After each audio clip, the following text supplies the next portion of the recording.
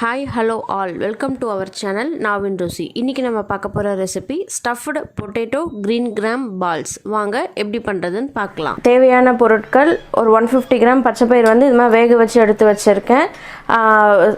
இது வந்து பஜ்ஜி மாவு, இந்த டிஷ்க்கு தேவையான அளவு பொரிக்கிறதுக்கு எண்ணெய், இது பார்த்திங்கனாக்கா ரெட் சில்லி பவுடர், மஞ்சள் பொடி, இது வந்து ஜீரக பொடி, தனியா பொடி, கொஞ்சோண்டு கரம் மசாலா, இது பார்த்திங்கன்னா chaat masala, dry mango powder, கொத்தமல்லி கொஞ்சம் பொடியாக நறுக்கி எடுத்து வச்சுருக்கேன்.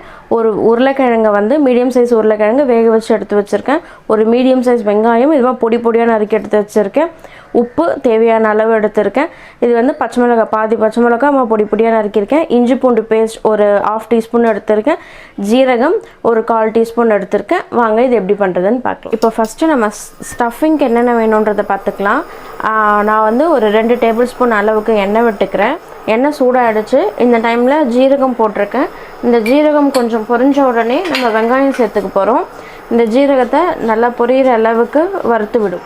இப்போ இந்த ஜீரகம் நல்லா பொரிஞ்சிருச்சு. இந்த டைமில் நம்ம வெங்காயமும் சேர்த்துக்கலாம். வெங்காயம் சேர்த்து நல்லா கொஞ்சம் வதக்கிக்கலாம். வெங்காயம் கொஞ்சம் வதங்கட்டும் நல்லா. இது ஒரு பாதி வதங்கினதுக்கப்புறம் அந்த இஞ்சி பூண்டை பேஸ்ட்டு இதில் ஆட் பண்ணிக்கிறோம் நம்ம. இது கொஞ்சம் வதங்கட்டும். இப்போ இது வெங்காயம் வந்து லைட்டாக கலர் மாற ஆரம்பிச்சிருச்சு. இந்த டைமில் வந்து கொஞ்சம் இஞ்சி பூண்டு பேஸ்ட்டும் எடுத்து வச்சுருக்க பச்சை மிளகாவும் இதில் சேர்த்துக்கிறோம்.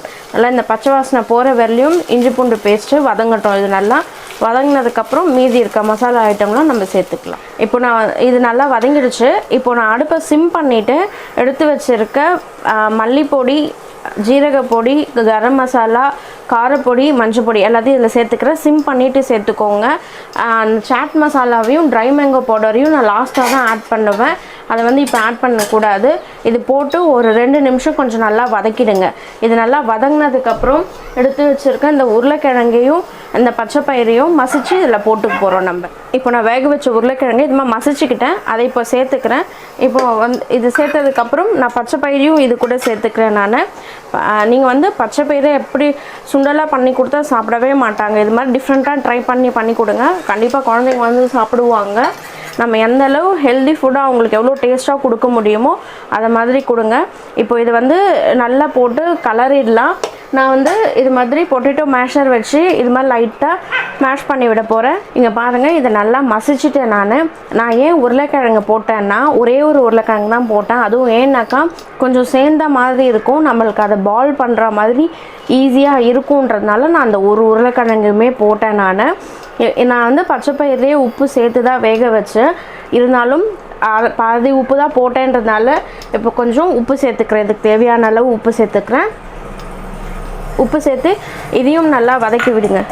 நான் இப்போ வந்து ஃப்ளேமை வந்து சிம்மில் தான் வச்சுருக்கேன். இப்போ கொஞ்சம் மீடியம் ஃப்ளேமில் வச்சு இது வேணும்னாக்கா லைட்டாக தண்ணி தெளித்து இது கொஞ்சம் நேரம் வேக விடுங்க. ஏன்னா அதில் போட்டிருக்க மசாலா ஸ்மெல்லாம் கொஞ்சம் ராஸ்மெல் போகிற வரலையும் வதங்கும் அது தண்ணி தெளித்தோம்னாக்கா. இப்போ நான் சிம் பண்ணிவிட்டு தண்ணி தெளிக்க போகிறேன். இதில் பாருங்கள், நான் லைட்டாக தண்ணி தெளிச்சிக்கிறேன். நிறைய ஊற்றலை, லைட்டாக தெளித்து மீடியம் ஃப்ளேமில் வச்சு இது கொஞ்சம் சேர்ந்து வர மாதிரி கலரி விட்டுக்கு போகிறேன். இது ஒரு 3 to 4 மினிட்ஸ் இது வந்து மீடியம் ஃப்ளேம்லேயே இருக்கட்டும். கொஞ்சம் நல்லா சேர்ந்த மாதிரி வந்துடும். அதுக்கப்புறம் உப்பு செக் பண்ணிவிட்டு இதை நல்லா ஆற வச்சுட்டு அப்புறம் தான் இதை வந்து நம்ம ஸ்டஃப் பண்ணி போட போகிறோம். நம்ம இது பச்சை பயிரும் போட்டிருக்கிறதுனால உப்பு கொஞ்சம் பார்த்து போட்டுக்கோங்க. நம்ம பஜ்ஜி மாவில் பண்ண போகிறோன்றதுனால அந்த ரெடிமேட் மிக்ஸில் வந்து எல்லாமே சேர்ந்து இருக்கும், அதுலேயும் உப்பு இருக்கும். ஸோ உப்பு வந்து எவ்வளோக்கெவ்வளோ பார்த்து போடுறீங்களோ அந்தளவு நல்லது. இது இப்போ கொஞ்சம் வதங்கட்டும். அதுக்கப்புறம் சாட் மசாலாவும் ட்ரை மேங்கோ பவுடரும் இது கூட சேர்த்துக்கலாம். உங்களுக்கு இதிலே வேணும்னாக்கா வேர்க்கடலை கூட போட்டுக்கலாம், கேஷ்யூஸ் கூட வேணுன்னா போட்டுக்கலாம். இன்னும் கொஞ்சம் ஹெல்த்தியாக இருக்கும் குழந்தைங்களுக்கு. இது நல்லா ஒரு 3 மினிட்ஸ் இருக்கட்டும். இதிலே இப்போது ஒரு 3 மினிட்ஸ் ஆகிடுச்சு. நல்லா அந்த ராஸ்மெல் எல்லாமே போயிடுச்சு.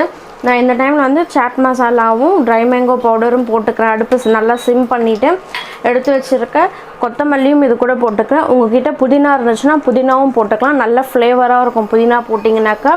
இது இப்போது லைட்டாக ஒரு கலரி விட்டு நல்லா ஃபேனில் ஆற வச்சுட்டு அதுக்கப்புறம் நம்ம இதை ஸ்டஃப் பண்ண போகிறோம். இதை ஆற வச்சுட்டு எப்படி ஸ்டஃப் பண்ணுறதுன்னு பார்க்கலாம். இப்போ வந்து நம்ம ஸ்டஃபிங் மிக்ஸ் பண்ணி வச்சோம் இல்லையா, அதுவும் ஆறிடுச்சு. இப்போ வந்து நம்ம பேட்டர் ப்ரிப்பேர் பண்ணிக்கலாம். ஒரு மிக்சிங் பவுலில் இது மாதிரி பஜ்ஜி மாவு போட்டுக்கிறேன். அதில் வந்து கொஞ்சம் கொஞ்சமாக தண்ணி விட்டு திக்காக கலந்துக்கோங்க. ரொம்ப தண்ணியாக இல்லாமல் கொஞ்சம் திக் பேட்டராக கலந்துக்கோங்க. இப்போ இதை நான் நல்லா திக்காக கலந்துட்டு காமிக்கிறேன். கொஞ்சம் கொஞ்சமாக தண்ணி விட்டு கலருங்க. இப்போ இதை நான் நல்லா கலந்துக்கிட்டேன். இங்கே பாருங்கள் எவ்வளோ திக்காக இருக்குன்னுட்டு. தண்ணியாக இருந்துச்சுன்னா ரொம்ப சீக்கிரம் வந்துடும். இது பாருங்கள் எவ்வளோ கெட்டியாக வருதுன்னுட்டு. இந்த திட்டத்துக்கு கரைச்சிக்கோங்க. இப்போ இதை வந்து நம்ம ஸ்டஃப் பண்ணி வச்சுருக்க அந்த மிக்ஸை வந்து சின்ன சின்ன பால்ஸாக உருட்டி இதில் டிப் பண்ணி நம்ம எண்ணெயில் போட்டு பொரிச்சு எடுக்க போகிறோம். நான் ஆல்ரெடி இப்போ வந்து எண்ணெயை சூடு பண்ணிட்டேன். அது வந்து கேஸில் சூடாகிட்டுருக்கு. இது வந்து இது மாதிரி மீடியம் சைஸ் பால்ஸாக உருட்டி டிப் பண்ணி போட்டுக்கணும். நீங்கள் ஃபஸ்ட்டே உருட்டி வச்சுக்கிட்டிங்கனாக்கா உங்களுக்கு டக்குன்னு போட்டு எடுக்கிறதுக்கு வந்து ஈஸியாக இருக்கும். இப்போ எண்ணெய் நல்லா சூடாகிடுச்சு. இப்போ நம்ம இது மாதிரி எடுத்து வச்சுருக்க ஒரு பால்ஸை வந்து நல்லா டிப் பண்ணி எல்லா பக்கமும் படுற மாதிரி டிப் பண்ணி இதில் போட்டுடுங்க. பாருங்கள் நல்லா டிப் பண்ணிவிட்டேன். இது எல்லா பக்கமும் படர்ந்து இருக்குது.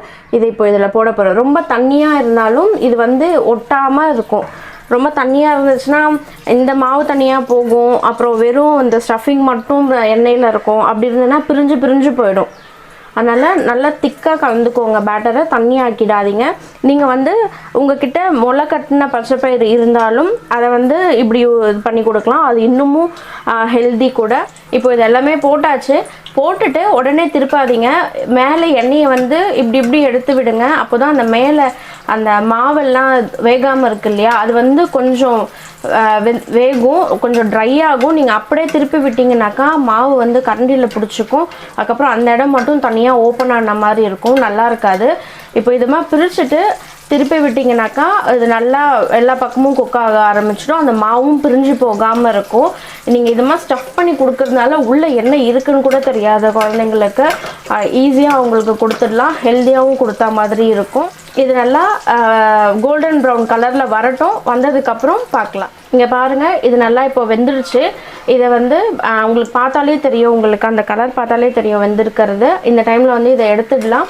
இதை வந்து டொமேட்டோ கெச்சப் இல்லாட்டி க்ரீன் சட்னியோட சர்வ் பண்ணலாம். இல்லை வெறும்னா கூட சாப்பிடலாம். இந்த டிஷ் செய்து பார்த்துட்டு உங்களுக்கு பிடிச்சிருந்துச்சுன்னா மறக்காமல் என்னோட கமெண்ட் செக்ஷனில் கமெண்ட் பண்ணுங்கள். தேங்க்யூ ஃபார் வாட்சிங். இந்த டிஷ் செஞ்சு பார்த்துட்டு உங்களுக்கு பிடிச்சிருந்துச்சுன்னா மறக்காமல் லைக் பண்ணுங்கள், ஷேர் பண்ணுங்கள், என்னோட சேனலை சப்ஸ்கிரைப் பண்ணுங்கள்.